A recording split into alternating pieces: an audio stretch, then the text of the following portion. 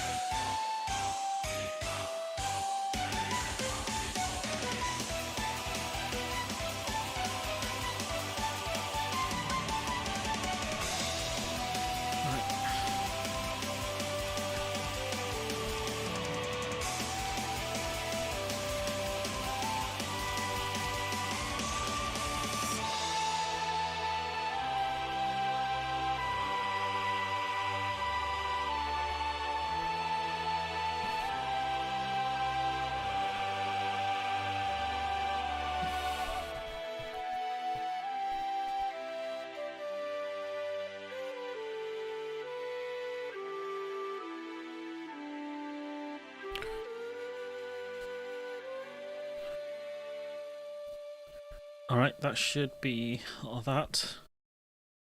The intro music done by the GOAT. And then, yeah, we've gone to actual topics. And, yeah. Yeah, it's pretty, yes, it's been an interesting week. There's a lot here to discuss, and I'm hoping this all the tabs I'll need, really. I've not organised the second half of this anywhere near as much as I should have done. But yeah, we move. So, what? Who cares though? It doesn't make any difference to the league, does it?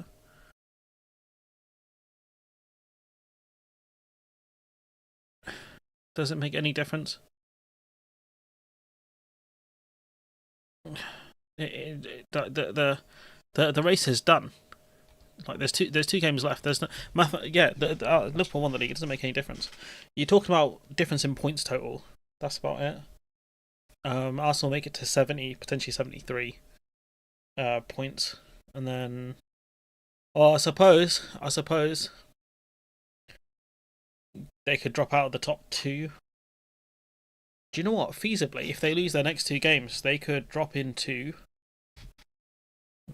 out of the top four. That would be fun. If they drop out the Champions League places, that'd be something. But yeah, no. Big dogs couldn't do it against PSG, so who cares? They got hit by Godzilla. Lewis Dunford for the first time. Who? Louise Dunford. Who the hell is that? Let's have a look. Let's see if they're on Google.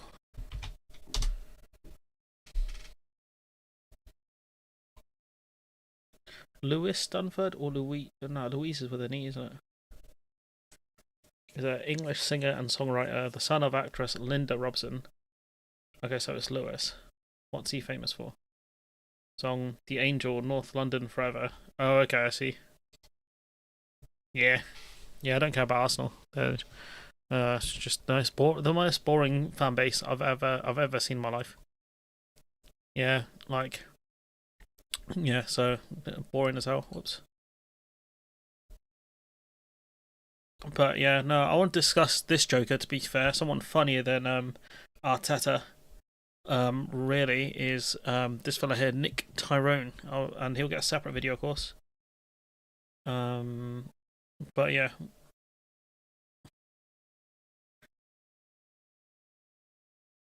No, just all right. Let's actually get serious now. Um, it's just people posting videos about why their weddings will be so expensive. Playing Expedition 33, and I realised I went for the wrong build, so I need to actually sort that out at some point. But yeah, let's have a let's get serious. Let's discuss topics of the day because you guys don't want to hear me talk about football. But yeah, I mean, I'm glad the Sunday roast seems to have done okay. Today, true or false? I got cooked on this episode, because I got most of the answers wrong, I think. But yeah, no, it's nice. If you guys haven't watched it, I hope you do. How is Tings indeed? But yeah, this is a banger song, by the way. But yeah, no. So I saw this article from Nick Tyrone, and it made me laugh.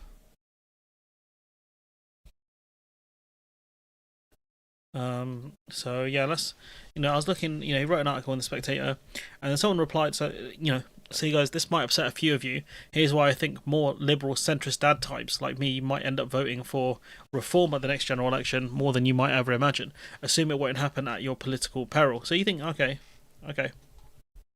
He goes, you make every single post about Brexit and yet you're going to vote for Nigel Farage.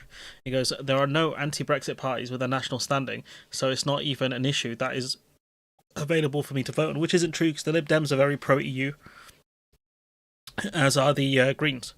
And he goes, someone asked him, do the Greens exist? He goes, the Green Party on Europe is to push for closer ties to the EU. Given most of the rest of their policy agenda is not my cup of tea, sorry, closer ties does not cut it. And you're like, but that's your whole thing. You're like the O'Brien of the written space. Complete moron. So, this, someone points out here, this naturally implies that the policies of Reform UK are more your cup of tea. So, the question is, which reform policies do you like so much? But genuinely, one of the dumbest takes I've ever seen. And then I actually read the article. It goes, I'm a liberal, centrist dad, Remainer. I desperately wish we could rejoin the European Union. I don't like Donald Trump, and I could go on, but if a general election were held tomorrow, I'd seriously consider voting reform. Like, what? He goes, reform success, blah, blah, blah, in the polls. He goes, let's start with Labour. Despite being a Remainer, I'm basically centre-right in political outlook. I support capitalism, free markets, and free trade, which is why I don't like Brexit, but I digress. I really don't like the wokeness at all, having experienced the worst of it firsthand in my professional life. So the question is, did someone from a minority background or a woman get a position over him that he wasn't happy with? He goes, given that I feel prematurely tilted against Labour, I don't mind Keir Starmer, but I don't really like Labour. They are the party of unions and big government and have demonstrated that repeatedly already in government. Their ridiculous decision to impose a national insurance hike on employees exemplifies what I don't like about them. And I said, this insurance hike was a bad idea. A new study showed that people that dropped out of school at 16 or younger tend to vote reform. Oops. That's not great, is it? Should have stayed in school, kids. He goes, I don't like the Lib Dems. I feel like I should like Davey more, given the party that are most obviously Remainery of the lot, but their actual purpose on Europe would spell disaster. Proposals even. They want to rejoin a customs union with the EU, which strikes me as the worst of all. A customs union is minor. Like, the EU and a customs deal with Turkey. It's just mostly to get rid of customs checks. It helps with paperwork. It's a remake of May's Brexit, and look where that got us. It's not really true either, because May's Brexit kept us in the single market. So this isn't true at all. But certain Remainers cling that this is the only port in a storm. No, the Greens exist again. Plus, the Lib Dems are woke as hell. They seem to get away with that. How are they woke as hell? They literally have a white dude in charge of their party. He goes, then the Conservative Party. They're easily the least appealing of the parties. Their strategy at present, under bad notch, could be summed up as, let's be a really, really boring, unappealing to anyone imaginable party, okay? He goes, let's talk about reform then. Because you might not like them, but it's clear what they stand for. It's not really true. Their pitch is essentially that the Tories and Labour both screwed up repeatedly, so why trust them again? It's a convincing message. Literally trusting the guy who got us Brexit, by the way, Farage, the guy who consistently lied to the nation here. He goes, they aren't fascist. Don't know about that. There's guys out there, back in Adolf, He goes, even particularly right wing, again, that's not true. They are mostly just people who are sick of how politics works and looking for something different to get behind. They feel ignored and discarded, which is true. But there are people in certain fascist countries that felt discarded and ignored, and then what did they do? They voted for fascists, and how did that end? Yes, which you can't blame them for, because for the most part they are ignored. Reform seems serious about curbing the worst elements of wokeness. Again, please, in a piece like this, in a essay like this, you should be explaining what wokeness is. Do you know what? Let's play a game. Let's play a game. Let's see if I get a reply.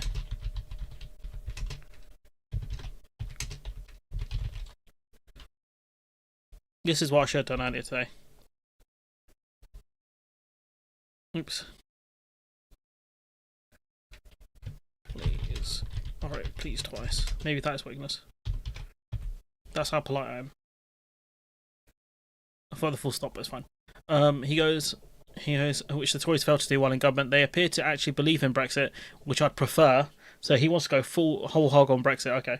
Because what we have now is an awkward in-between. We don't have an awkward in-between. It's not true either. But I'm firmly of the opinion that we either rejoin full stop or genuinely try and make the most of Brexit. Farage seems to be the only leading politician who genuinely wants to attempt the latter. I mean, this thing makes no sense. Because I've come to this position out of exhaustion.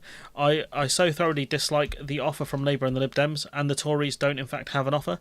Reform looks good just by dint of having a clear direction of travel. Every other party seems to be saying, look, Farage was right. Brexit was always inevitable. We just need to go. I mean, that's not even true, because the Lib Dems don't say that. He's making no sense in this article. He goes, if that's the case, why not put Farage in charge? And this guy's such an idiot. Yeah, I think that's true. I need an excuse to be racist, 100%. And he goes, this guy's saying he voted for Jeremy Corbyn in 2019, now he's voting for reform. And we covered this guy at the time. I voted for Jeremy Corbyn in 2019. I'm fundamentally a populist. I'm against the establishment. This guy doesn't shock me at all. Corbyn's supporter will turn to Farage. Both Corbyn and Farage represent a particular type of student politics. Both despise liberalism and want to destroy a perceived establishment. So this is the guy who wants to back Farage now. So again, this guy absolutely just crazy. And if you look at what Farage would actually do, right? He goes, this is posted in the Daily Mail. He goes, here's what he'd do. Whether you support him or not, his radical manifesto is essential reading. So he goes, no income tax below 20k, which okay, it's not the worst policy in the world if you can financially do it, and depending on what you have to give up. But he goes that The Economist estimates that the annual cost of reforms manifesto would cost around 200 billion and savings of around 100 billion. So the gap would be 100 billion. That's what's going to happen. And they're going to cut public services. That's what's going to happen. Scrap inheritance tax under 2 million, which again is a bad policy. End a war on farmers. There's no war on farmers or pensioners. Drill, baby, drill, which means just drilling more in the North Sea, which doesn't really benefit us that much as a nation. Because of the fact that I think that money goes really to the crown of giving out more licenses. Ditch net zero, which again is a bad idea. Appoint a minister for deportation, so going full fash like ICE basically. And so these are policies they had before. These two definitely. This one's new. That bottom one's not new. And so only one or two of these is new. That's about it. So we've covered that. And the thing is, what these guys don't understand is there are consequences to vote. This guy going, I'm voting for Donald Trump for the economy and to own the libs, right? He goes, well, they weren't my shoe business. I don't understand why the tariffs have to eliminate the de minimis exemption. Why does government punish small businesses in this country, knowing full well that Nike and big brands will be fine paying taxes, but Sheffy and I got wiped? So that's what I mean. Like, it's literally this: F around and find out. So he was out of 10. He wanted to find out of 10. He found out. I mean, 200 people turn up. Yeah, he bought 150. That doesn't surprise me. But yeah, votes have consequences. And one of the things that we should be discussing is he wants an insurance-based system. Does he want one like Germany or France, or does he want one like America, like this one here? This is devastating to me. Fighting for his breath, Duran Wells is battling stage 4 lung cancer. The husband and father of 3 is also now battling his insurance company. I'm really sad that my life is in the hands. So I think the audio is a bit quiet for this video, but point being is, a man battling for stage 4 lung cancer was preparing to fly across the country for a life-changing double lung transplant when his insurance company denied him coverage. So does he want an insurance company system like this? Because that's what he did with Brexit. He said like, oh, we'll leave the EU and then we could be like Norway or like Switzerland. And then as soon as he won, he changed his mind. So the question is, if he gets rid of the NHS and says, oh, we can have a system like France or Canada or Germany, for example, and then he suddenly flips after he wins to we're going to have a system like America, is this the reality that people want? This person claiming, Farage is almost like a Liberal Democrat. Reform can just come in and say, listen, we've never governed, we haven't, and we can just promise you anything. And they're really good at it because they're really good at going in on sort of core voter worries, winter fuel payments, deindustrialisation. I mean, Farage is being very clever. He's tacking right and he's tacking left. I know a lot of people from the Labour camps keep talking about, oh, we don't want a far-right government. Farage is not going far-right. He will with deportation, things like that, and social issues. It depends on what you're defining specifically. Farage is just... On the economy, I mean, getting rid of things like the NHS, cutting public services, things like that. Would you say that's not far-right? Hand-picking from the left, the right, the centre, and just appealing to what everyone wants. It's almost as if he was a Liberal Democrat, isn't it? Yeah. That is the stupidest take. How this man's hired by a mainstream outlet is crazy. The legacy news media is ultra-right. I don't think they're ultra-right, but I think they're quite silly. You got Zach Polanski talking about how he would beat Reform. Own the media. Reform have an entire TV channel that's pretty popular, pumping out their propaganda every single day. So I think the only thing we can do as a party is get better at propaganda. And what I mean by that is when we're on the media, speaking clearly, speaking boldly, and telling a really powerful, coherent narrative about who we are.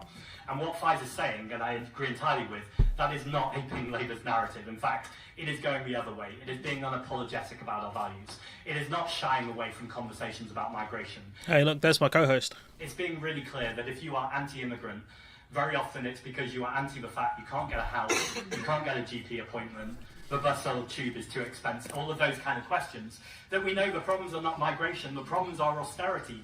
That's fact. The problem is austerity and a housing system that doesn't work for people. It doesn't build enough sustainable housing. He's 100% right on this. Of austerity, both under a Conservative government and the Labour government, but we have the answers to those problems.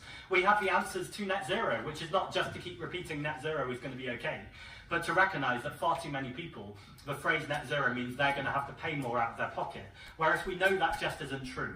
And so we need to start telling a more powerful story about... Get rid of the fixed price thing, pegging energy cost to gas. Get rid of that, talk about that. That's how you get through to people. About the fact that tackling the climate crisis is reducing bills. It's stopping water companies pumping sewage into our water and us paying extra for that privilege. It's about being really clear that when we come together and when we are united, it's not about the working class versus small independent businesses. It's about the 99% versus the 1%. And ultimately, we need to make clear that as a people, we are better when we are united, and we will be united in our community. He's taken a lot of inspiration from Corbyn, I think. They were talking about unity and things like that. So that makes sense. So he'll be good against Reform, I think. And you've got someone else who was good against Reform, Joe Grady. There's a blunt truth here, everyone. Not a single political party in the UK, and certainly none of the parties represented around this table, are offering solutions to the issues that we face. Labour have moved further and further away from the average working class person, to a point where communities like this in Hull, like the one where I'm from in Wakefield, which would have always elected Labour representatives, particularly here in Hull, have turned to Reform. But I want to be really, really clear, because I don't think Richard Tice and I don't think Nigel Farage or Reform are the answer. These are the people who voted against the Workers' Rights Bill. They are not pro-worker, people like Farage and Tice. Reform, and we've just heard it, are offering nothing for working people. They're offering nothing on what is a rigged economy. They're offering nothing on how we're going to tackle privatisation. In fact, what you were just saying is we'll negotiate better contracts. Nothing on the NHS. Nothing... Can I finish, please? Nothing on a crumbling infrastructure of transport. Nothing on wages and the crippling cost of living. Nothing on a housing crisis. All Reform stands for is a status quo politically, but with an added dose of finger pointing. But Joe, And a massive deregulation. Like, you know, this is they're going to rig the economy even more for rich people. That's who this man is. He's a rich guy. why do you think people voted for them? I'm getting onto that, but I think that there's a real issue because it wasn't immigrants that were cutting council funding in Hull, it was politicians. It wasn't immigrants who were slashing school budgets in Hull, it was politicians. And Reform would have been doing those things too. But what 100%. I think is, you know, you are offering people. I think you're being fraudulent. I think you're offering people the suggestion that you're going to change. It's thanks to... Hang on, let her finish and I'll let you back things, in. But when you've just been asked how you're going to change things, all you gave was coded, we're going to privatise more. And this is the truth that working class communities need to hear. We have to come together. We have to join trade unions. We have to tell the political class, whether they're Reform, whether they're Labour, whether they're anyone else, because Nigel Farage and you are members of that political class, that we aren't having it anymore. She's absolutely cooked him there. There's no, you know, she's right. And this is the thing where this is what they'll run their next campaign on. And it's going to be a very easy campaign for them to win. What are your concerns? My main concerns are to do with homelessness. I feel that there's a big issue with it at the moment, and although the Chesterfield Council are trying, there is a massive backlog of local residents that do not have a home to live in. So when the likes of those at the Sandpiper Hotel are housed and fed and clothed and with no expectations of working or giving back to the society. See, this is such a dumb take. I'll tell you why. Because asylum seekers can't work. People seeking asylum can't work, so how are they supposed to give back to the community? It's illegal for them to work. So this point here is very stupid. And, you know, the government actually did put people up in hotels during COVID, so it's very possible for them to have done so. If her take is she wants, you know, all the homeless people to be put in hotels, that's fine. But is that something she would have pushed for years ago, or is that something she's pushing for now because those hotels are being used for other things? It enrages local residents like myself. What do you say in response? We've got two politicians here amongst our guests. Shannon, what do you say, Josh, to her? I mean, the bottom line, Shannon, is that I talk about this a lot with my asylum backlog constituents in Makerfield, which is in Wigan, where there were two asylum hotels and there were also houses of multiple occupancy paid for by the Home Office. It enrages me too. When I see a constituent who is homeless and down the road I see a new Serco HMO that's opened up, paid for by the Home Office. A new Serco HMO. He's shouting the man about. Like, what's up with that? Like, you're the ones paying them. Like, you don't have to pay Serco to run these. That's wrong. And there's no two ways about it. It is outrageous. So why don't you have your boys at Serco set up HMOs then for homeless people? That a system has been allowed to develop in this country that effectively says to local people all over the United Kingdom, just like you, Shannon, we are, the Home Office, going to come in, we're going to take a hotel away, we're going to fill it because we failed to run our system, and in the meantime, local residents... That's you. Your party's in government. You can't say they failed. It's you that's failed. You're the one not doing enough, clearly. Yeah, thanks, mate. These are good clips. I always appreciate people, even the BBC, posting these. It does help a lot with content. And, you know, like the media are failing to point this out. She should have interrupted him and said, look, that's you. You're part of that system. And something Mattless talks about here. This goes to the heart of the problem now. It's multiple occupancy. So it's about houses that have people from different families in. So it'd be like kind of like student housing. I think they're classed as HMOs. But yeah, it's just individuals living in a house basically. And it is this, that we all treat Reform and their success and their newfound sort of muscularity, we treat them as if they're a new party. And they very much aren't. You know, how's the model? Oh, there you go. They are UKIP into Brexit, into Leave, into Reform, with the same leader, the same clothes, the same rhetoric. And I think that this is something that the government would actually do well to remember. You know, if people are sort of saying, well, oh, it's a scream of pain and they're going to provide the answers and they're the ones that are now sort of responding to the fact that we hate the main party politics, Britain is broken. Well, who broke it? You know, David Cameron, that's the name. It is Cameron that broke it initially. Was Farage's Brexit ideas, austerity buddy, and his Leave campaign That shrank the economy by 5%. We've got higher legal immigration. The thing is, you can make the 5% argument, it's fine, but the economy was cooked way before we left the EU. Like, councils were in massive debt. You had massive amounts of energy and water debt. You had huge structural problems in the UK regarding housing, as is. You had massive NHS backlogs, massive judicial backlogs. You had all sorts of problems with other public services. 2008 crash, 100%. And so, point being is, you can't blame this 100% on Farage. Most of this was caused by David Cameron and the Tories. It's very easy to blame Farage and Brexit because that's the simple answer, but it's simply not true. And you, as a journalist, as an analyst, should do a much better job here because you've been in politics for such a long time. You know these things, or you should do. Now than when we were in the EU. We've got 5% at minimum. Got a 15% slump in trade. We've got a £40 billion lost tax revenue. I think it's really important that we don't frame reform as this sort of brand new creation of the last 12 months. It isn't. It is the same party that has done so much damage under a different name to this country already. I do think it's fascinating that, we were talking at the end of last week about the upcoming Australian elections. Labour wins the landslide against a populist Conservative leader, Peter Dutton. We were in Canada at the beginning of last week when Mark Carney beats Pierre Poilievre, another populist politician. In Britain, we've gone a different way, where we've had elections and the populist politician in the shape of Nigel Farage has done extremely well. The difference is we've had the problem is we have a different system to other countries, and the other issue is, like, the Tory parties were deeply unpopular. Labour Party are becoming deeply unpopular, so that gives the third option. A lot of these other countries, like Australia and Canada, took a very different approach of being very confrontational towards Trump, and I think that's what helped them get wins. I mean, I kind of wonder whether there will be a greater scrutiny now that some of the decisions, when he was campaigning for Brexit, it was a campaign against Brexit which got popular support and people bought into it. They will be running councils now. They will be running council services now. And whether that brings a degree more accountability to them, and we can see, well, okay, we've seen what you've done, where in a sense, Farage can argue, well, we're kind of these political neophytes and we've never really run anything. Yeah, I mean, how many... I mean, that's not going to be a good argument if you argue, this is our first time, whatever. I don't think voters are really going to buy that.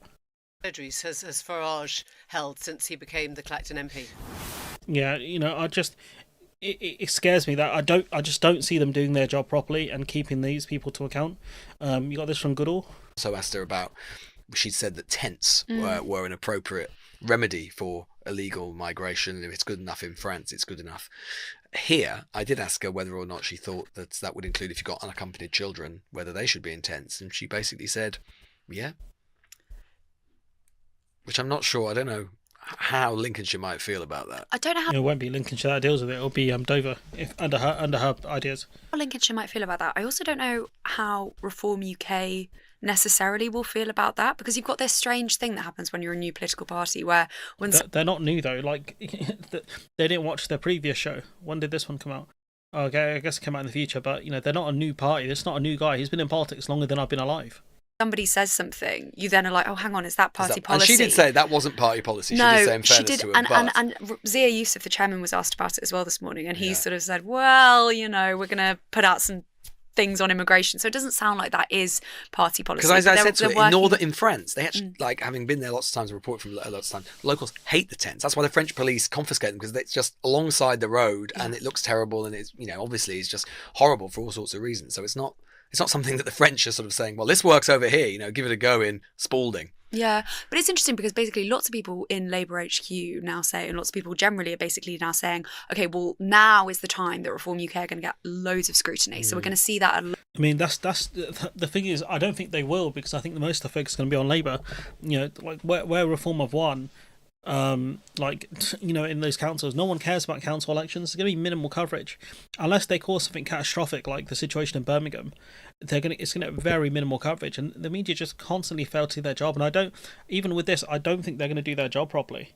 I just don't see it happening. Local level, we're gonna, and the government are going to put out these big ad vans on the NHS, and Nigel Farage's comments about. The question is why the English xenophobia. That goes back a long way. About that, and that is how they're going to try and counter it. I'm not sure how that's going to work, but I think there is a feeling that what is needed at this next stage in the electoral cycle is more scrutiny on Reform UK's plans. You know, it should have been happening from the start. Like, when we go back to the manifesto pledge, right? They've had these same promises for ages. I covered last year the 20k income tax cut, the inheritance tax cut. I think that was there. The ditching net zero. We covered these policies at the time. You know, it's the media who failed once again to do their job, and they will walk this man into Downing Street. They will 100% do it. Then they'll wonder where it's all gone wrong. Because look at this guy here.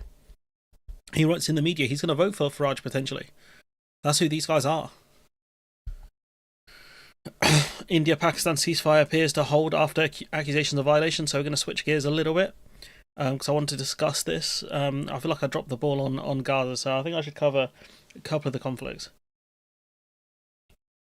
So I just read some cringe.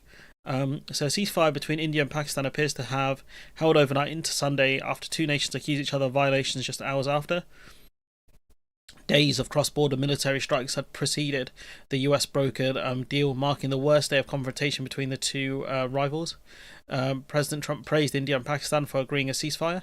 Trump said it would be full and immediate a ceasefire on his Truth Social on Saturday. He said it had been brokered by the US. Pakistan's foreign minister later confirmed the agreement had been reached by the two countries, adding that 36 countries were involved in the diplomacy. So you got, that's quite a lot of countries, to be fair. That's what, 36?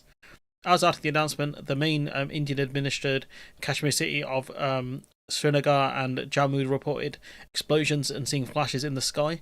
Indian Foreign Minister accused Pakistan of repeated violations of the deal and said his country's armed forces would give an appropriate response. So clearly it's not over yet, not even close. Pakistan's foreign minister said Pakistan remained committed to implementing the deal, notwithstanding the violations being committed by India in some areas, so some troops on the ground should exercise restraint. I think, based on what I've read on this conflict, it's really hard to know because there's an information vacuum, and a lot of the YouTube channels I follow don't really know what to make of it. But from what I've seen, it sounds like Pakistan have actually won this confrontation somehow. So, you know, India, it's clear that it's been violated already, but I think for the most part it will hold. The recent fighting came after 2 weeks of tension following the killing of 26 tourists in the resort of Palangam. Survivors of the 22nd of April attack, an Indian administered Kashmir, which killed 25 Indians and one Nepali national, said militants had singled out the Hindu men. Indian Defence Ministry said its strikes this week were part of a commitment to hold accountable those responsible for the attack. Pakistan described as unprovoked. I think Pakistan's defence says it wasn't the Pakistani military who carried out the initial attack that happened. Pakistan said Indian airstrikes and cross-border fires since Wednesday had killed 36 people in Pakistan and Pakistan-administered Kashmir, while India's army reported at least 21 civilian deaths from Pakistani shelling. Fighting intensified on Friday, with both countries accusing each other of targeting air bases and other military sites, which makes sense. You know, that's the area you're going to target. This was the minister a few days ago for Pakistan. Oh, stupid BBC website. If Pakistan is attacked, we will retaliate. So if from the other side of LOC there are bombs and shells falling on our side, of course retaliation would be there. Retaliation should also be there for the 26 shahadats, deaths that have happened, all of civilians, and all during the day today. Their funerals will be carried out all over Pakistan. So this is a cause of grave concern for us and for two nuclear armed powers. And lastly, the Neelam Jhelum Power Project, this is a dam, small dam on Jhelum River, that has also been hit. How much of damage, I don't know, but I just saw that some Indian shells or fire or rocket has hit that also. So again, which is, I mean, just to underline the attacking civilian infrastructure, I think that's illegal. Importance of that, the importance of water in the region, that if that turns out to be true and the damage is extensive, that is a major event. Yes, it is true. I don't know how much of damage is the attack has happened, but the extent of damage I'm not sure, because I just saw it on news that this has happened and attack. And this is again a grave thing, that you can't attack water storage facilities. You know, if you want to attack, then military to military is the best way, but you are attacking civilians. So I don't understand how can India attacks civilians. So yeah, this is one of the things where these sorts of conflicts this happens all the time. So I did want to discuss that quickly. It sounds like a ceasefire will hold for the most part. I think we'll just see skirmishes more than anything. I want to discuss. I saw this clip here. I think I am moving to the left a bit. Yeah. I am basically, if I could get over Ed Davies' antics, I'm austerity boy changing, becoming more and more kind of Lib Dem in my policies. Look, I remain a conservative in the sense, all the stuff we talk about, tradition, army, king, landscapes and stuff. But I do... The idea of small c conservatism. I think that fundamentally the problem I increasingly see in terms of social justice, inequality, not really addressing poverty in our country, not really addressing the homeless, not really addressing prisoners. And I would have loved to see a Labour government come in that put those things central. It would have given me a sense of moral purpose and excitement. And one of the reasons I'm a little underwhelmed, to be honest, is that it does feel a little bit kind of austerity light and not a million... What, austerity light? But you said austerity was the right thing to do at the time. Miles away from where Cameron's Conservatives were. I think I am. Wow, that's crazy. That's crazy. Austerity boy and the war criminal. Just who would have thought? Who would have thought? Not me.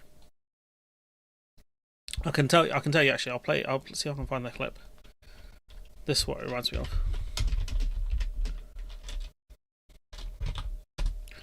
This is what it reminds me of. Let's see if I can put this here.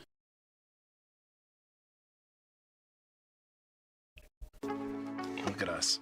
Hey, look at us. Look at us. Huh? Who would have thought? Not me. Love this clip so much. But yeah, who would have thought? Not them. That's for sure. Whoops. Don't want to play Starset music right now. But yeah, look at them. Who would have thought? Look at us. Hey, look at us. Look at us. Huh? Who would have thought? Not me. So yeah, who would have thought? Not them.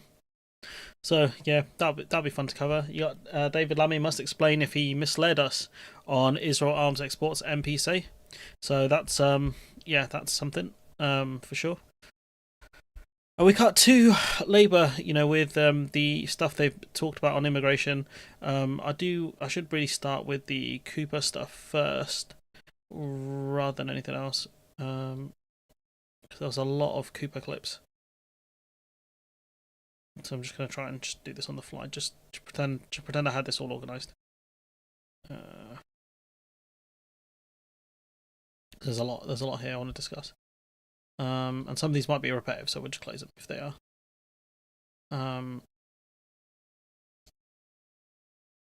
So yeah, I'll organise these for the proper video, but... Essentially, unless someone has a degree level job, that they are unlikely to receive a work visa. That is the change to the skilled work visa that we're bringing in. There will be a temporary shortage list because, of course, there are some really important sectors where there'll be a temporary shortage of workers. I don't think that's what she says. Shortages in particular areas. But the other change will be, this is a temporary shortage list, and in any of those shortage areas, there needs to be some requirements for training and for workforce development here in the UK. That hasn't happened before. Construction's a good example. Yes. So we know that we need construction workers. You want to build a lot of houses. Exactly. But what we should be doing is training here in the UK. So are you going to put the money up for colleges and things to do these things? Mm-hmm. So alongside saying that construction would be on the temporary shortage list, what we're also doing is setting out, Bridget Phillipson set out proposals to train 60,000 more construction workers so that we've got that big focus on development and training here in the UK. So that's essentially, unless someone has a degree... So... Yes, let's have a look. So, we've got the classic, let's train them at home. So the University of College Union has criticised the Labour Party's decision to slash the adult skills budget by 6%, calling it shockingly cruel. This will negatively cut the impact learners gain to gain skills for better jobs. So yeah, are we going to train them here? Yeah, so, they kept making the argument. I think they made a cut to apprenticeships as well. Let me just have a look for that as well. Apprenticeships.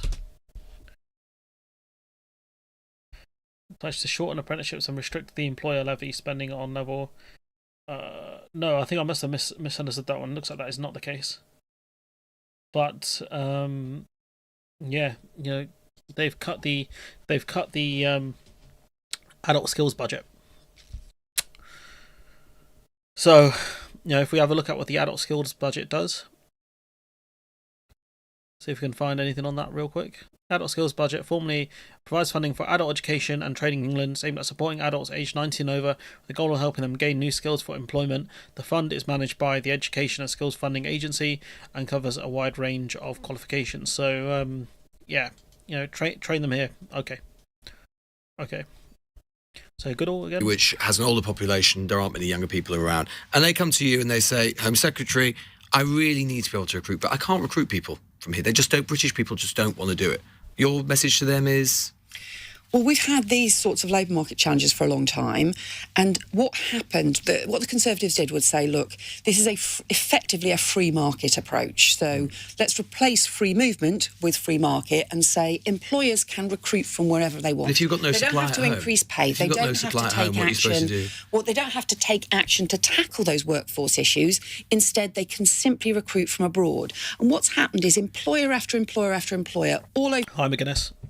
The country has just been able to recruit from abroad for any job that they wanted to do without any responsibility to look at, well, what are the workforce and the labour market problems here at home and what are we going to do to tackle them? Should it be increasing their pay for that particular job? Should it be increasing training? Should it be working with... So if you increase the cost, right, these care homes, I don't know how much profit they make, but they did complain, which any business would, about, increasing costs and things like that.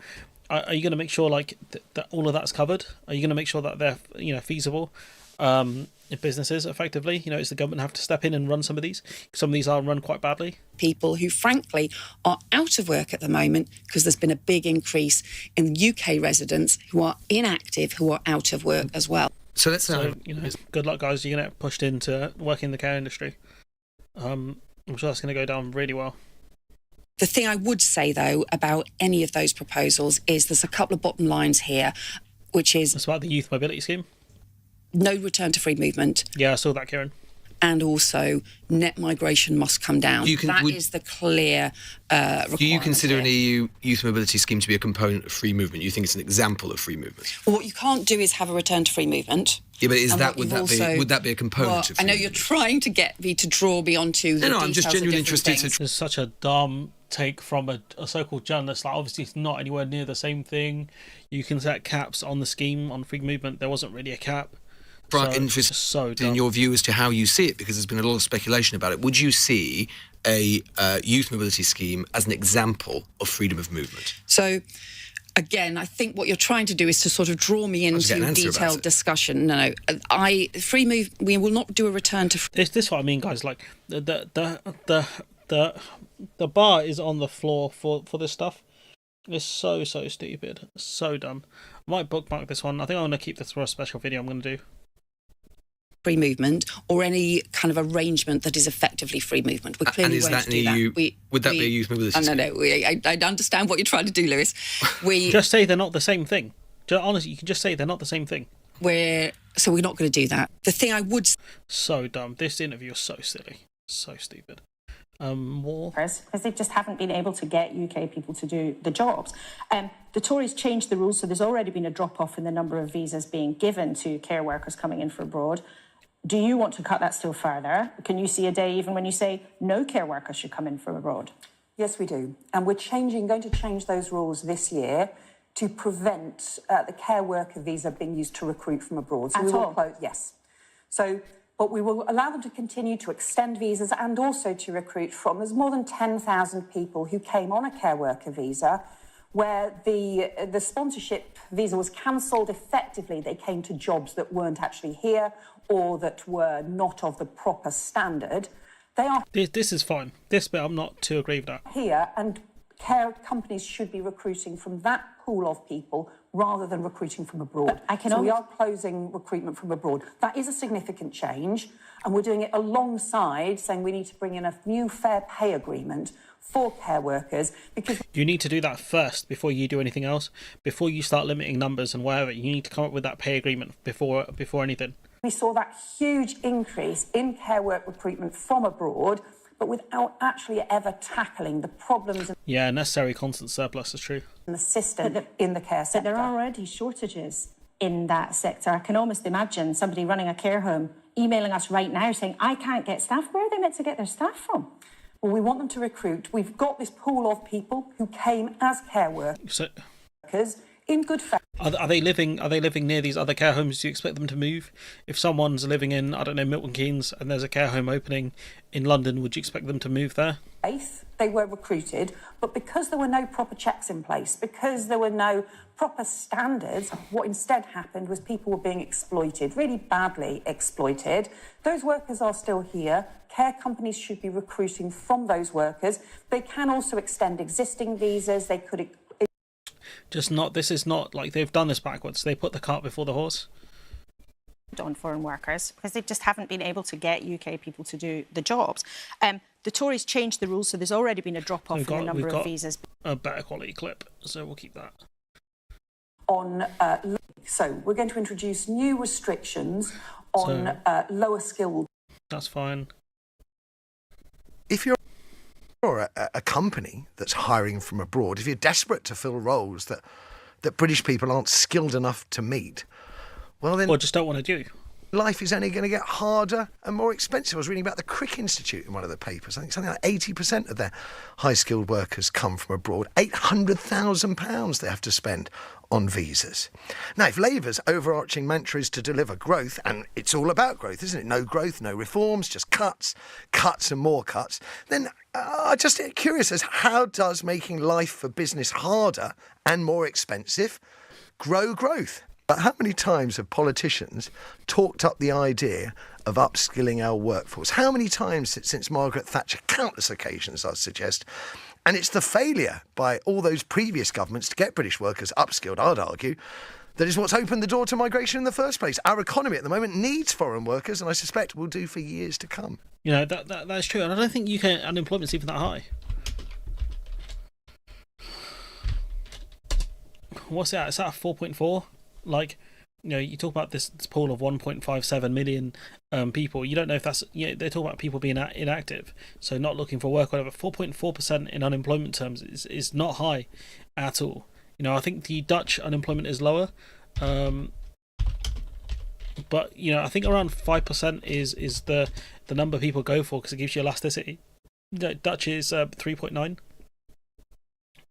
appreciate you guys can't see these numbers, but Germany unemployment rate is 3.5, so it's not that far off other countries. France at 7.3, so France is quite high, but you know, their economy is okay. So you know, like, unemployment is not the be all and end all of, you know, metrics, especially when it's not the best one to use for a start. So yeah, like I just, yeah, it's not it. And then you got this absolute moron. According to the United Nations, there are more people living outside the country of their birth than at any time in human history. The best estimates say that globally there are nearly 300 million immigrants and counting. Across the West, politics has become a battle between those who believe that the economy needs the skills and vigours that immigrants can bring, and those convinced that whatever incomers add to prosperity is dwarfed by what they consume. And to voters, many issues can be seen as a kind of migration equation. Too many immigrants, too few homes. But again, that's so dumb, because it's not really immigrants taking up homes. It's the fact we don't build enough in the first place. Foreign workers, falling wages. Again, that's not true, because it's the government that dictates wages. It's the government and the market that dictates wages. So again, that's not true. More health tourists, fewer hospital beds. Health tourists? Like, there's no... People don't come to the UK for health tourism. You go to Indonesia for that stuff. You know, or Turkey. Like, people pay the surcharge. Yeah, they might come here. Like, if they've got cancer or something, I've been on a waiting list for ages. It's just ridiculous. Whether justified or not, these are the stories repeated in GP surgeries, in workplaces, at the school gate. And they're not true, buddy. And you should be doing your job in the media to dispel this. For many years, both politicians and the media found it hard to talk about migration. Brother, we've been talking about this for a decade. Okay, you're getting double clipped. You're getting... Oh, this is so dumb. I'm gonna put him in the reform video as well. Is this how bad this take is? He's gonna put in the media clip. This is infuriating. I saw the text on it as well. The country, and I should have known it was gonna be complete and utter nonsense. Have I still got it here? Oh, I don't care anymore. But yeah, you got this guy talking about how easy it is to train care workers. Labour. In the care sector, for example, it only takes a few weeks to train somebody up. We should not be importing care workers. That was a huge mistake. Labour. In the Yeah, you know, like if it was so easy to train people, then they should have done that. Then you got the UK making cuts to the NHS as well.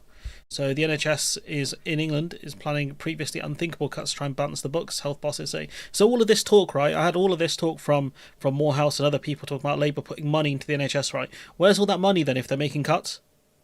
What's happened?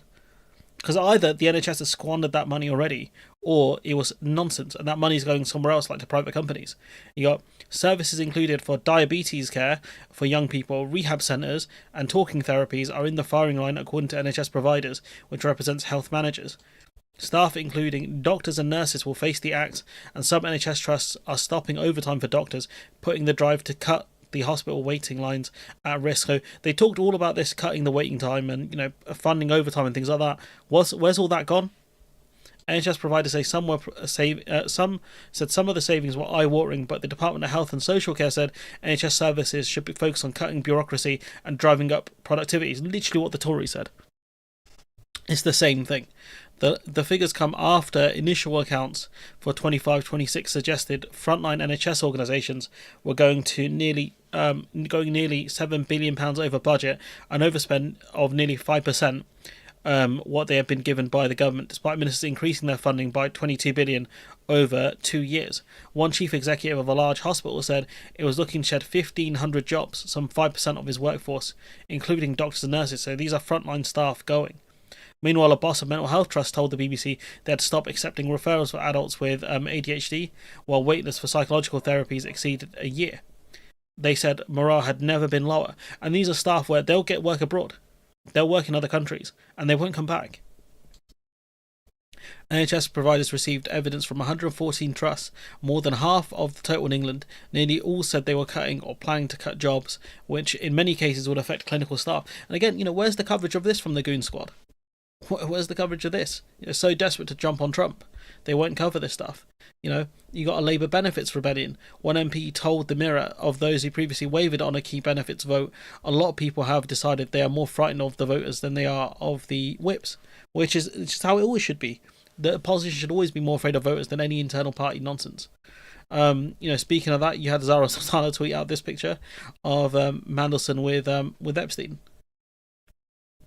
They should always be more afraid of the voters than anything. And, you know, these cuts are savage. Well, next tonight, the increasing anger over planned cuts to personal independence payments, or PIP as they're more commonly known. Yeah, today protesters descended on a ticket-only consultation event organised by the Department for Work and Pensions in Manchester. Well, the government's own impact assessment has already predicted that the cuts announced in the Disability Benefits Green Paper would drive at least 300,000 people into poverty. So they know this, and there's a cost to having people in poverty. It doesn't help the economy at all. It doesn't help the economy at all to do this. It doesn't help society to drive 300,000 more people into poverty. Elaine Wilcox has the story. When we're under attack, disabled people fight back! Don't attack our benefits! Cut back! Fight back! Cut back! They wanted their voices heard in a public consultation on proposed cuts to benefits, but the doors were closed to a group of disabled people who couldn't get a ticket. And why is that? Why couldn't they get a ticket? Why should they be left out of this? Dennis Queen, a musician who relies on personal independent payments, says the government isn't listening.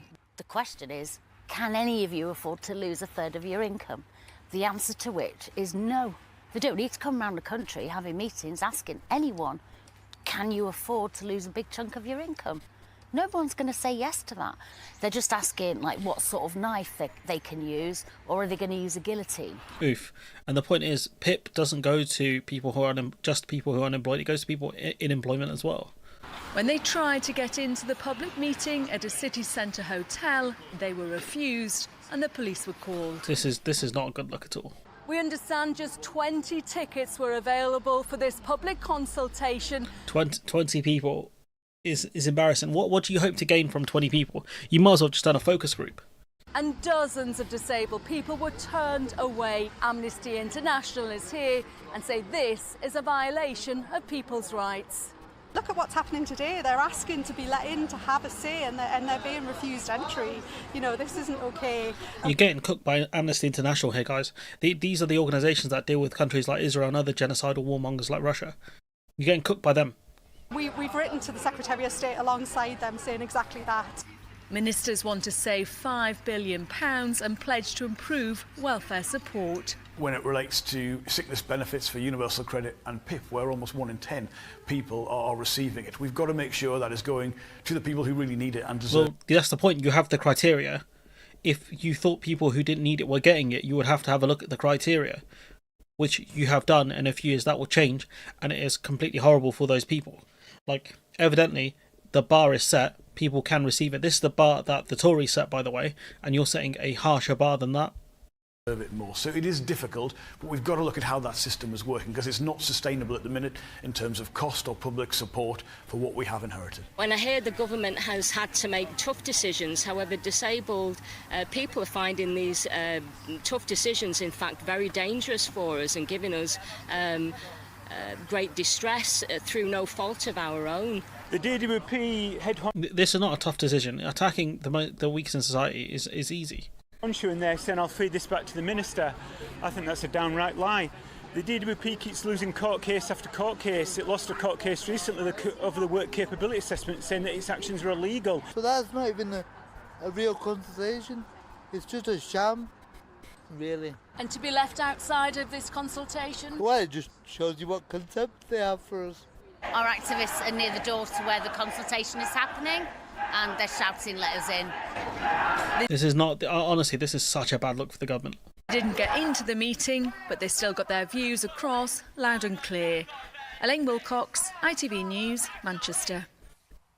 Yeah, clearly some very angry people there. Let's cross line now to our political correspondents, Leisha McNally and Lee. I mean, they have every right to be angry because this is such a bad policy decision. Leisha, still real anger over cuts for the government to deal with. Undoubtedly so, and not just anger on the streets of Manchester, but right here at the heart of government. Earlier today, MPs held a Westminster Hall debate looking at PIP and the impact it will have on disabled people. It was unusually well attended, and there were 2 Labour North West MPs who spoke directly to government, urging them to rethink this change. Now, of course, for every voice willing to say that in public, many more are raising concerns in private. You've got apparently 100 odd that might rebel against it. I'm not 100% sure yet. On the exact number. 42 people have gone public. I think there's a list somewhere. I've got it here. Maybe not. Do I have it?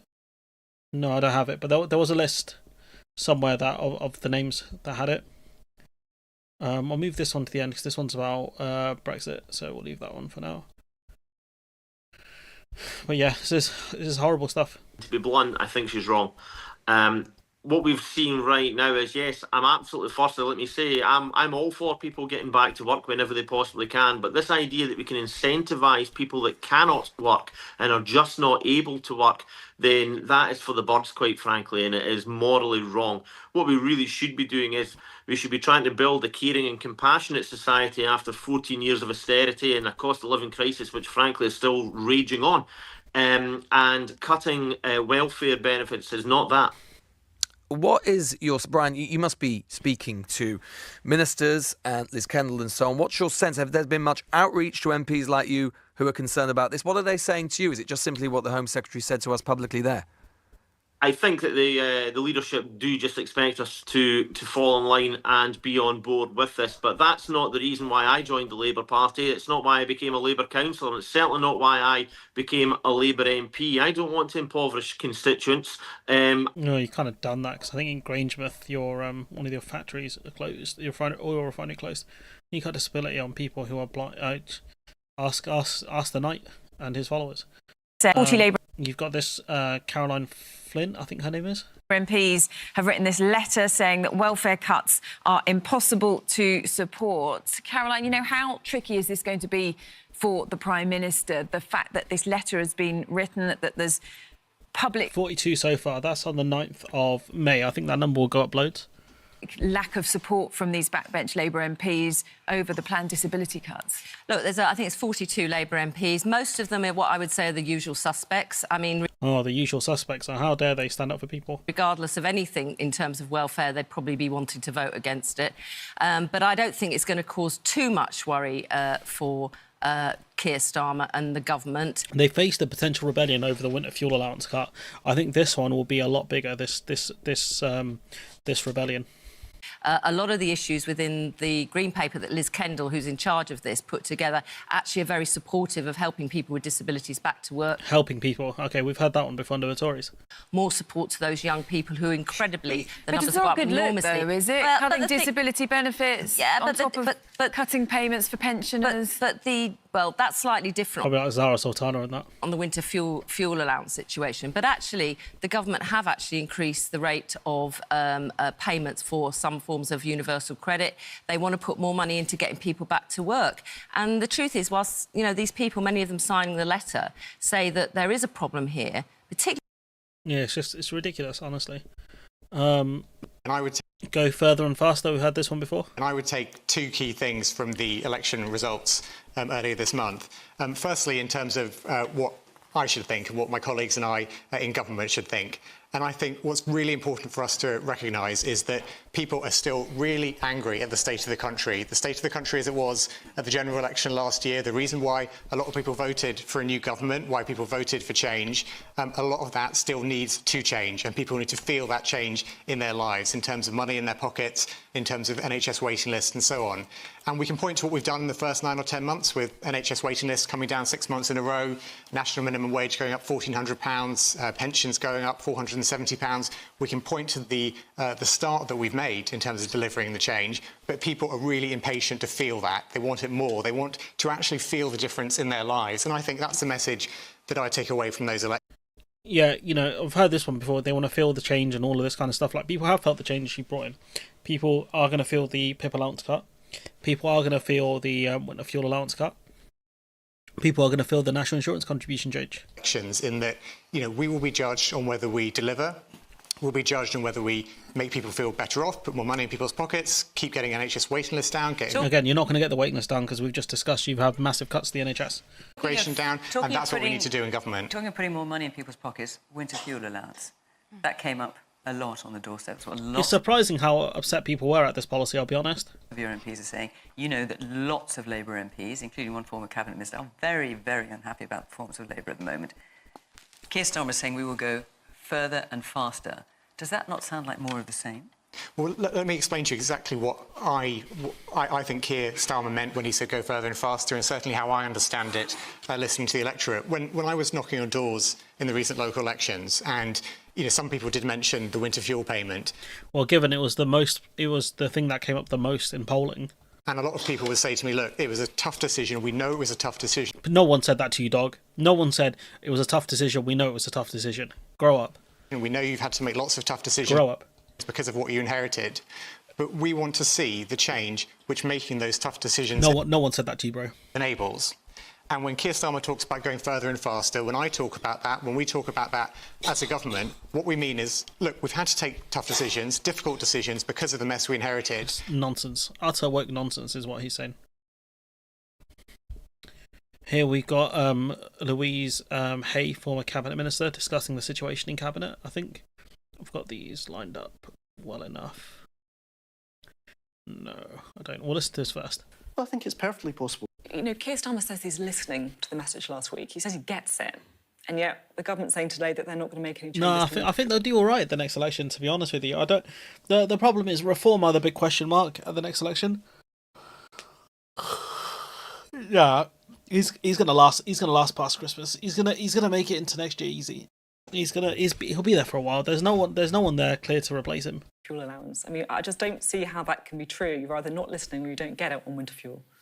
Well, I think it's perfectly possible for a Prime Minister to listen, to reflect and to consider all of the different messages. The truth is And then ignore it. No, just let me finish the point. I was on dozens, if not hundreds of doorsteps, whether it was in Runcorn or whether it was in Hamilton over the weekend.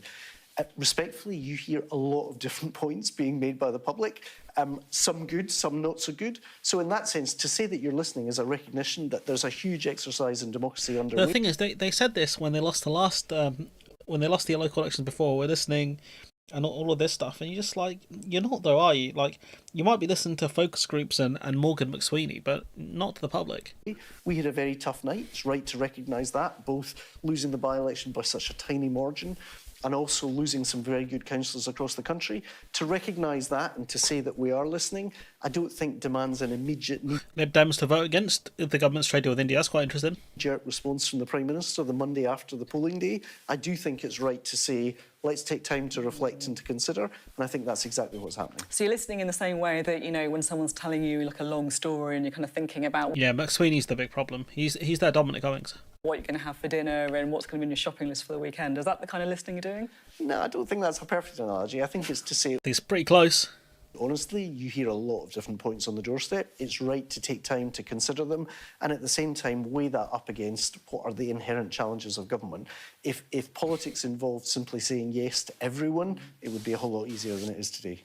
I mean, you got to look at what you're actually doing though, and it's not great. Let's be real. It really feels like the tip of an iceberg, and that is not the lowest we can get. We could lose a lot more to reform over the coming weeks, months and years. I think there has to be a recognition that we have to change course, and that was why I intervened when I did.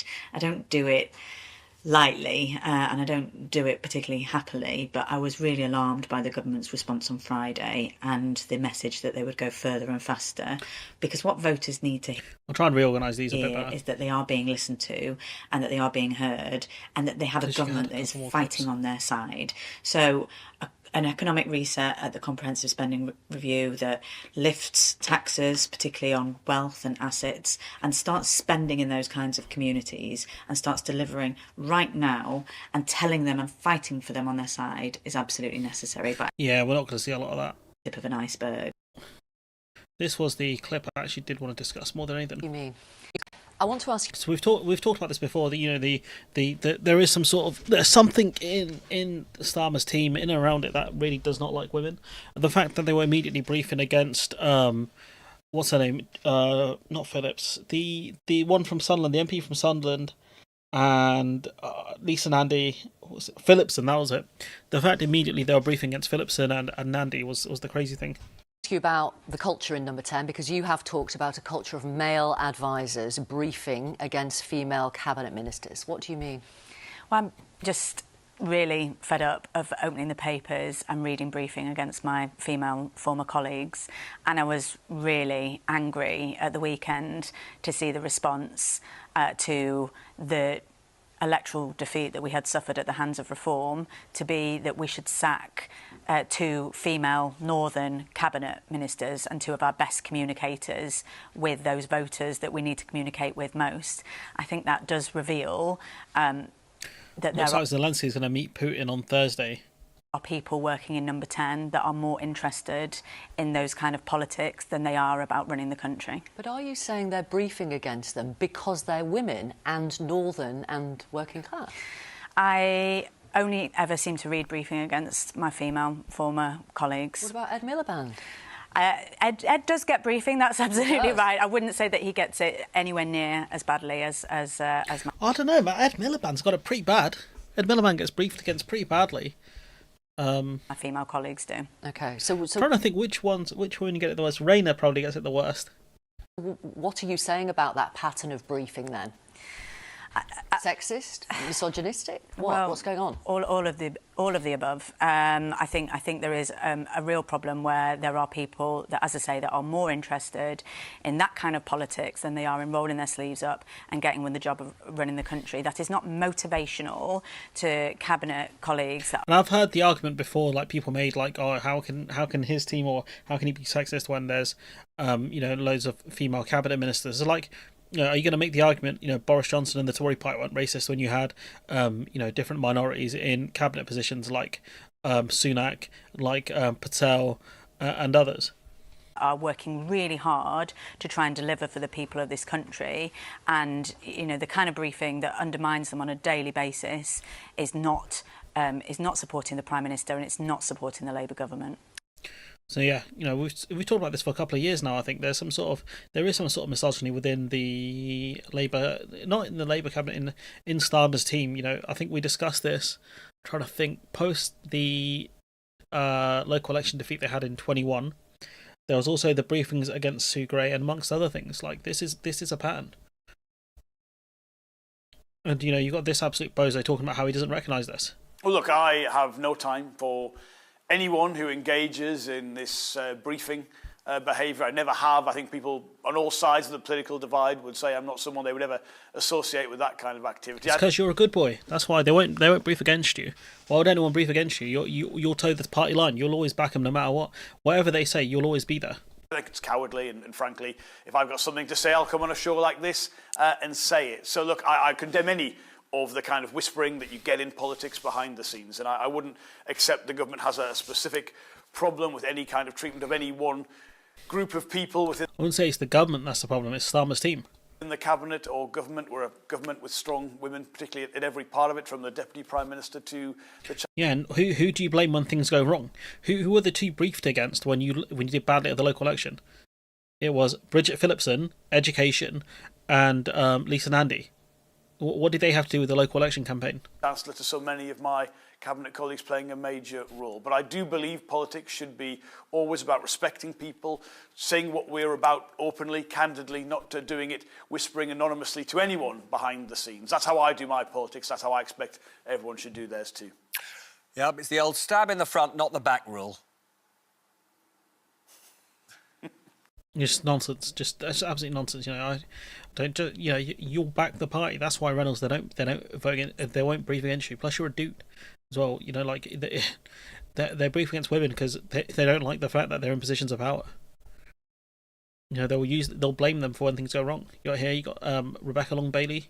Keir Starmer keeps saying, and all his colleagues, they've been told they've got to say further and faster, whatever the hell that actually means. But I think it means more of the same. Well, further is about distance and faster is about speed. Is that a plan that can revive Labour fortunes?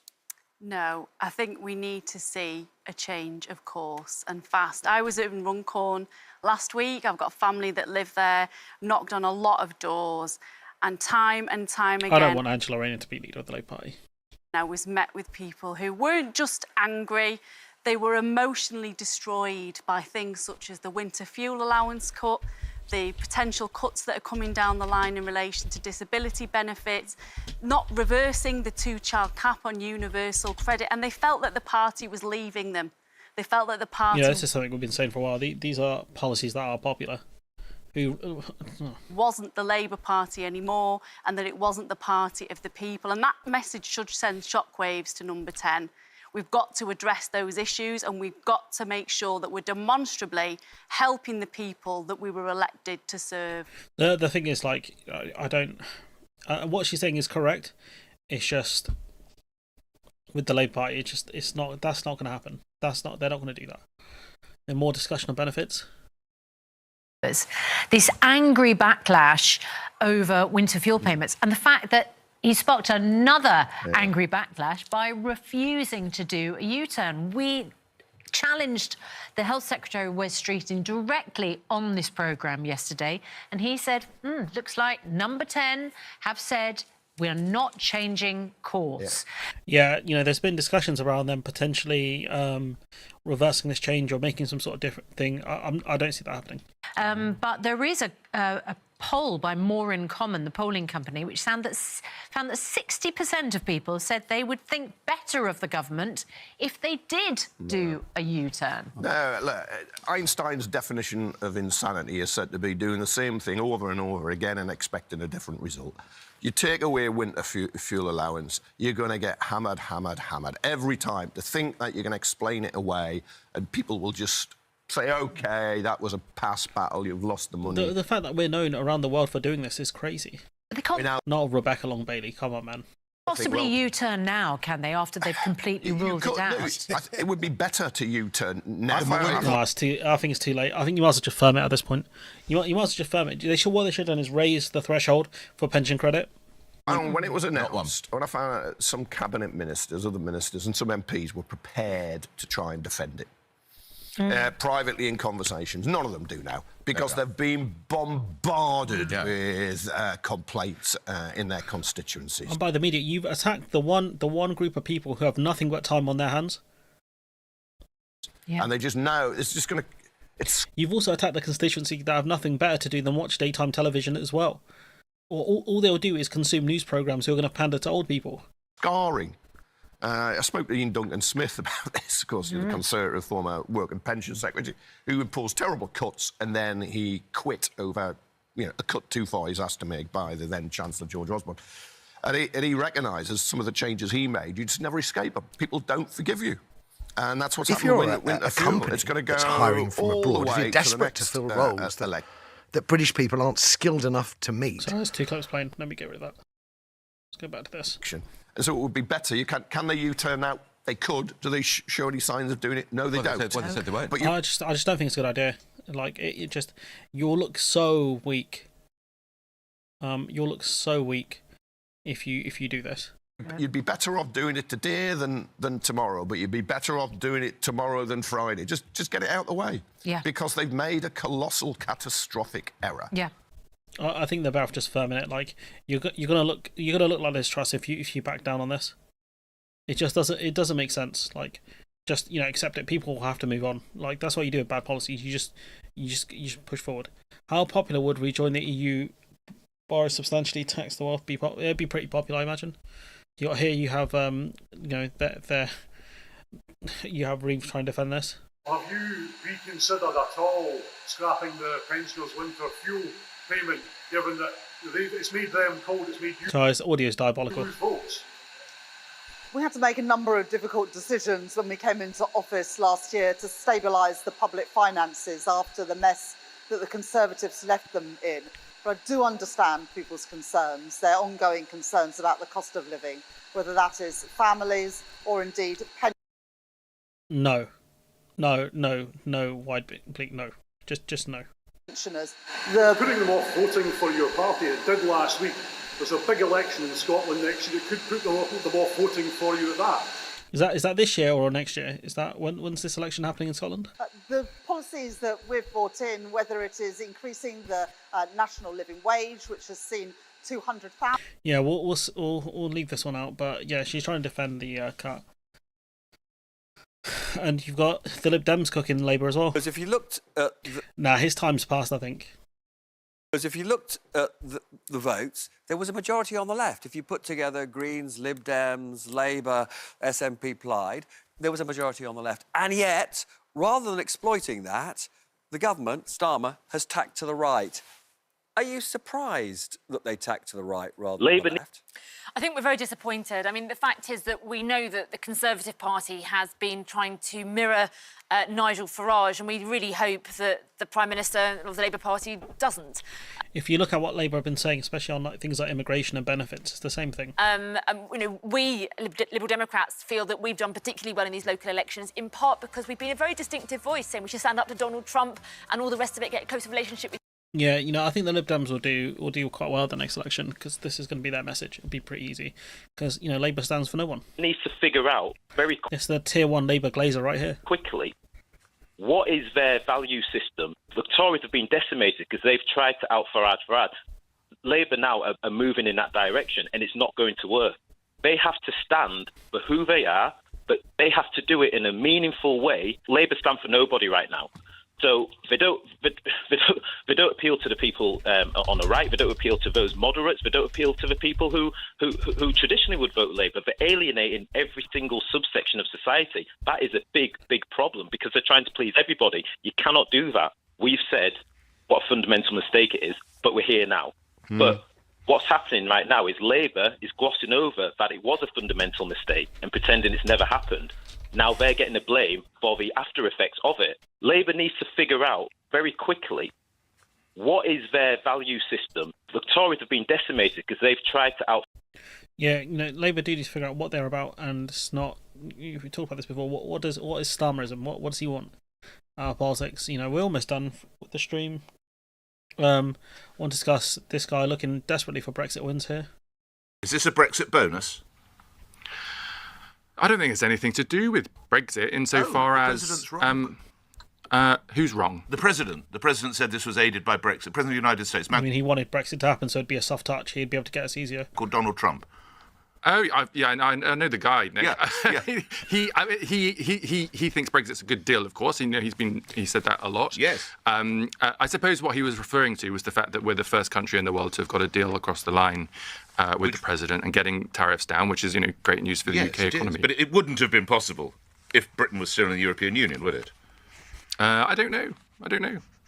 Well, how? Sorry. It probably wouldn't have been possible, but it would have been better off as a member of the EU. Like this stuff, like these changes are minor in the grand scheme of things. How? Well, no, I'm not familiar, and I'm not Chief Secretary to the Treasury. Thank God, the country's suffered enough. But how would a deal have been done if Britain was still part of the European Union? How would that have been achieved with President Trump? I'm intrigued. This is part of Brexit, isn't it? An unexpected, unintended Brexit boost. The world has changed so much since Brexit. I mean, I think what you're asking me is, would we have been able to negotiate a bilateral set of arrangements as part of the European Union? What I'm saying to you, Nick, is I actually just don't know. Okay, but so the world... I mean, potentially we could have done. Potentially. When Donald Trump says this was separate because of Brexit in particular, it always seems so natural. He's not getting it quite right, in your view. Well, no, that's his view, and I welcome it because we've been able to get a deal across the. I mean, when you look at what the EU got, they got a reduction in tariffs from 25% to 10%. So, it's very possible they could have got their new numbers down. Last two clips of the day, and then after reorganise stuff, or maybe I'll just get through some of these today. Actually, that'll probably make more sense. If I record up to here, that'll probably do it. But yeah. George Osborne discussing Kemi Badenoch. There's a big space at the moment in British politics for someone who's got a plan to grow the British economy, which strikes me as the main concern for most of the public. So the problem is, though, the public won't trust Badenoch because she was a part of the government that literally got no growth. So if we spoke a little bit less about transgender toilets and a bit more about taxes, then we might be on to something. We might be on. The people don't trust you, bro. Like, did you forget Liz Truss? Really? Like, that's all the Labour Party have to say. No Conservative opposition in my lifetime has got back without winning back credibility on the economy. And you have no credibility on the economy, dog. Like, you definitely do not. As more fundamental mistake that the Conservative leadership is making at the moment. In other words, following the culture war and not being a mainstream, education, health, taxation, economy opposition. Well, I think it's certainly the case that Kemi Badenoch, made a reputation for herself and speaks very effectively and with passion on kind of cultural issues, cultural war issues. There's no deal. The UK government website says a policy paper plus the Mega MAGA deal says not legally binding. Yeah, it's just a minor agreement so far. Transgender rights and the like, but it's not. That's what helps you be the rising star. I don't think it sustains you as a risen star.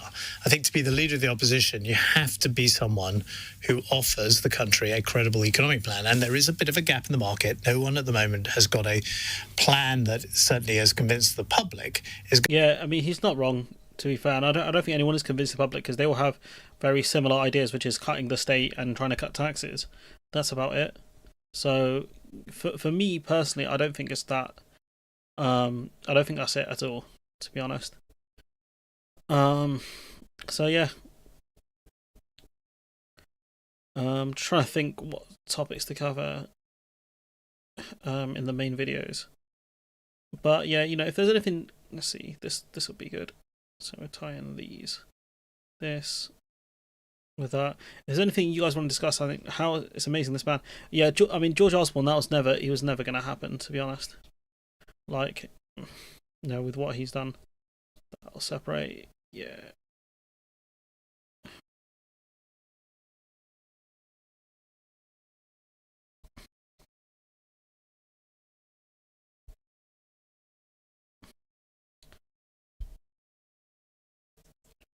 Yeah, that with a lot of this stuff, like it'll get covered in segments,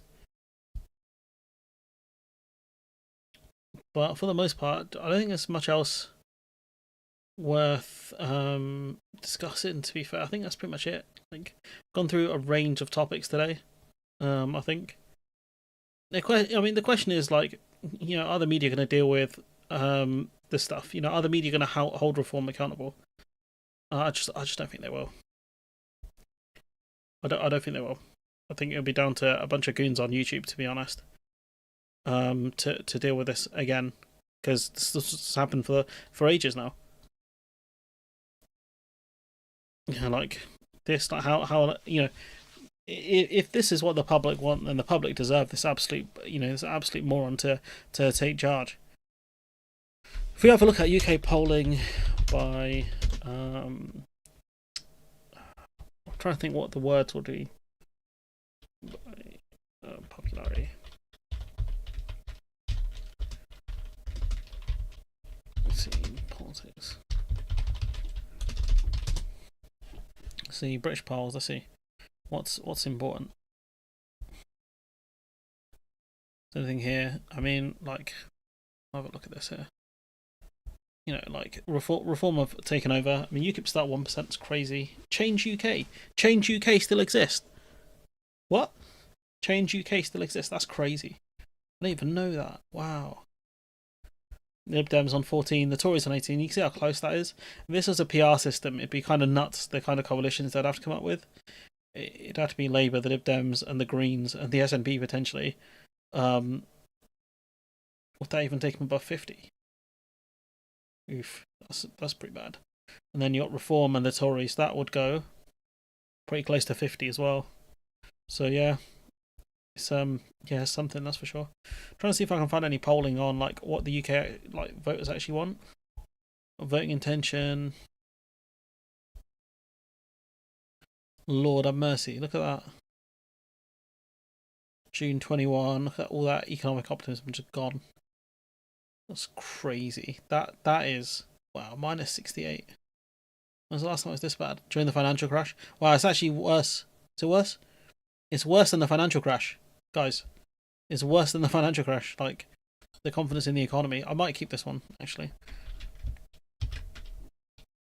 That's actually one worth keeping. Because that is wow. I've never seen anything like that. Like, to be worse than the financial crash. Oof. Alright, let's go back on the hunt for stuff. Let's see. Trying to see if I can find anything on what's popular. The most popular politicians. Bruh. David Frost. What? Farage. Laura Trott's probably, yeah, okay. Johnson. Is this from this year? Is this Q1 25? Who the hell knows a David Frost? Thornbury. Let's see if we can find her on the list. Wow, Gordon Brown, Andy Burnham, Blunkett. These are mostly people out of politics. He's not in politics anymore. These two are. He's not. I don't think Blunkett is. He's not. Mayor. He's a mayor. Prescott's not in politics. Tony Blair is 28%. Theresa May. Who do you want? Thornbury. Let's see if we can find Thornbury. She's at 17, so she's not doing too great. Let's see how my goat is doing. How is Ed doing?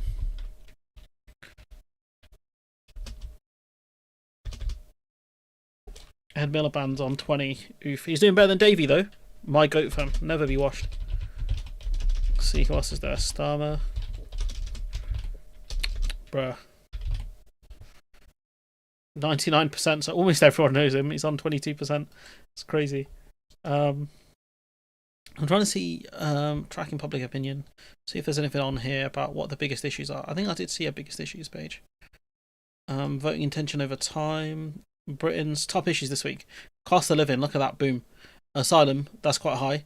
NHS, quite high. Crime. Affordable housing. Climate change. Welfare, health. Look at that. Immigration is very high this week. Let's see. 24 vote. Nah, this is for the general election.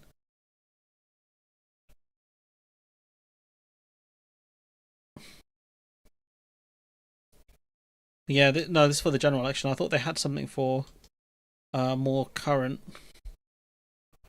That, you know, net approval for Farage doing the best. On -3. Ed Davey, look at that. Keir Starmer -38. Mad thing.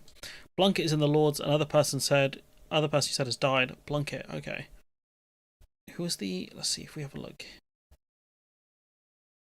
Prescott, yeah, Prescott passed away recently. Okay, Lord Blunk. Okay, that's Blunkett's. Okay, he's familiar. He's not really in mainstream politics, though, is he? Like when you think about it. I can't find anything on what's currently like important to voters. But yeah, not a ton more to say, I think, on this one, guys. Honestly, I think we'll leave it there. I think we'll leave it there for today's stream. But you know what? Minus 68 in the economic optimism index. You know, when you look at that, when were they elected? No, look at that. July minus 10. It's dropped so much. You know, people were optimistic at 21. They were optimistic. In 2014, what was going on in 2014, 2015? And then, yeah. Wow, it's just crazy. All that optimism, you know, when Labour came in, dropped off badly. That was a recession. No, it wasn't. God knows. I'm not too in tune with history, to be honest. Look at that. Financial crash, minus 60 is worse. Yeah, it's pretty bad. Yeah, Frost. I know who Frost is. I covered him extensively. I covered his boring ass speeches. I covered his nonsensical statements. Yeah, I'm familiar with Lord Frost. I was there before he was a lord. I was there when he was saying Brexit was a bad idea. Straight out of the drain. That was Gulf War. Okay. This is for the Gulf War impact the British economy that badly.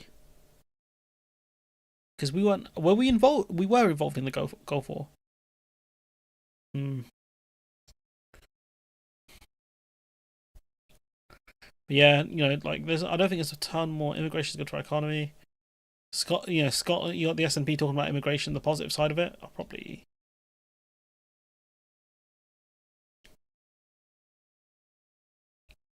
So yeah, you know, some football stuff going on. The crushing blow to an already fragile sector. The government is kicking us when we're already down. So Professor Martin Green of Care England.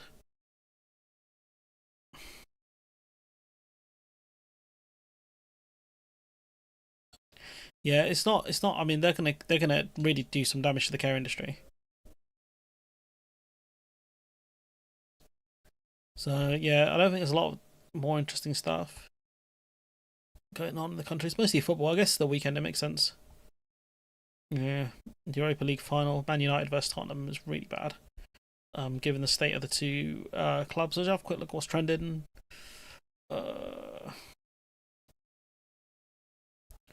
See, Trent. It's all football at the moment. Robbo, I don't know who that is. Kanate, Raya. Literally, like Jones. I think that's John Jones, probably. I guess it's John Jones. Curtis Jones. Okay, it's not even the right guy. And then for you, is there anything here? I saw India and Pakistan were trending again. Devil May Cry's trending. Putin in Turkey. That's big, you know, because Turkey's a big country for negotiations. It's quite interesting.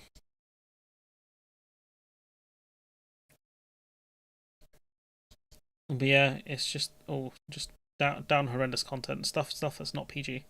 Yeah, so it's Devil May Cry trending. I do love Devil May Cry, so. Oh, okay. But yeah, no, not much else that's gone on. I think even the BBC News page looked a bit dry.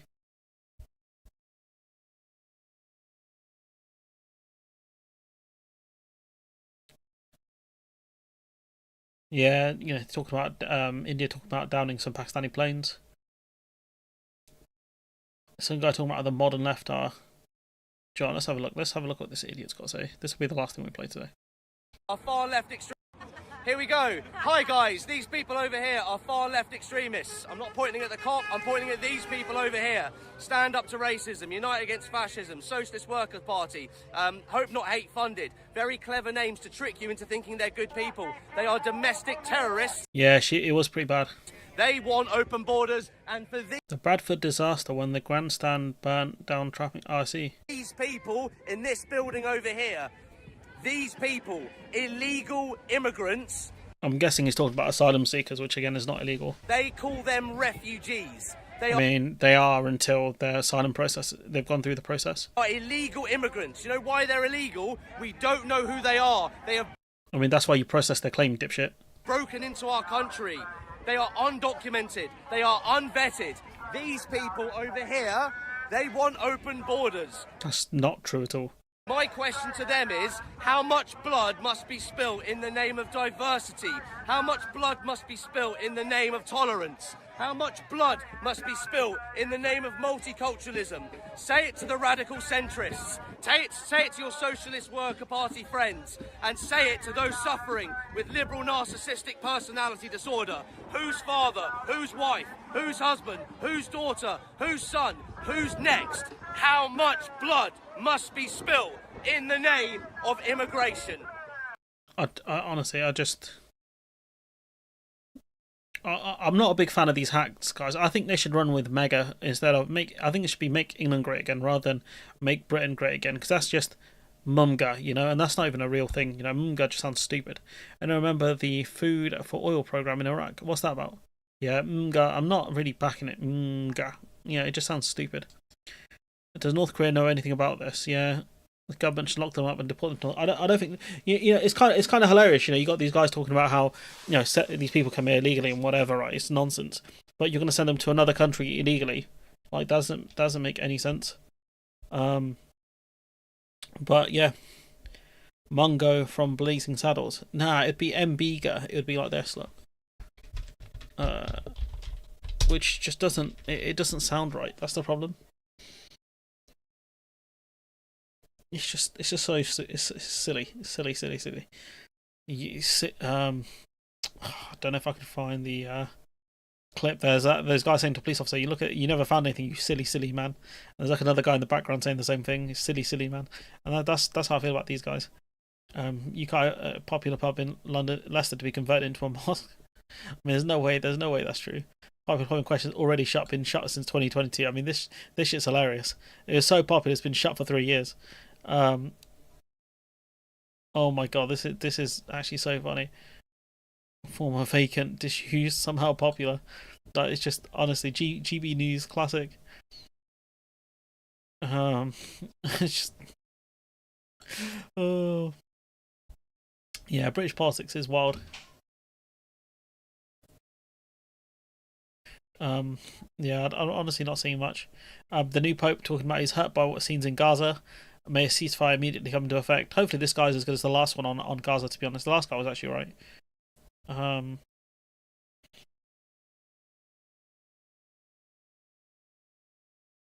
But yeah, Pong just scored. There's nothing else worth discussing here. Wealth is disproportionately hoarded in this country unless we... let's go Louise Hay. Of how it might work. Louise Hay talking about... do you know what? This will be the last thing we play. I'll put this one up. This one's wealth tax is what you're talking about. I mean, do you come for people's with big houses? I don't know. Or do you go through people's bank account? What's rich? Well, the one of the main proposals that is on the table is a 1 to 2% tax on assets over £10 million. Right. So we're not talking about anybody ordinary. So if you are the people in your sides and the people that you believe need to pay a bit more at this time, you're talking about people with assets of more than £10 million. Yes, exactly. There can't be that many people with assets more than you think, pal. Than £10 million. Well, is it going to raise much? Well, no. The proposal that's on the table reckons that could raise £22 to £25 billion a year. So it'd be by far and away the biggest revenue raiser that has been proposed, through the last budget, or that could be in the sites of the Comprehensive Spending Review. But you could do things like equalise capital gains tax with income tax. You could do a land tax. The point is that wealth is disproportionately hoarded in this country by people who own land and estate, and it's been inherited through generations and generations. And unless we tax that, then working people are going to bear more and more of the burden. Yeah, it's facts. It's facts. Other countries do way more aggressive taxing, and they're better for it. 100% they're better for it. This is what we should be doing. So I've got to go, guys. I've got to eat dinner. So got some egg fried rice and some chicken curry. So banger meals as always in my house. Appreciate all you guys joining. I think we had about 20 people, which is nice. Friday there's no stream in the park because there's no board games on Friday because these guys are preparing for a tournament. So I might just live stream off my PC on Friday. It depends how things go. But you will get more content from me. as things go on. Special project I'm working on, which is a video on why I dislike the media and journalists in general. You can kind of see my disdain for it in certain clips of these, especially on days like today. And yeah, I'll probably be adding or trying to add a camera to my live streams and stuff, depending on things I need to get. There's something I need to get for my PC to let me do it properly. And yeah, it's pricey, but it'll be worth it, hopefully, in the end. But anyways, I'll catch you guys probably some point next week. Bye-bye.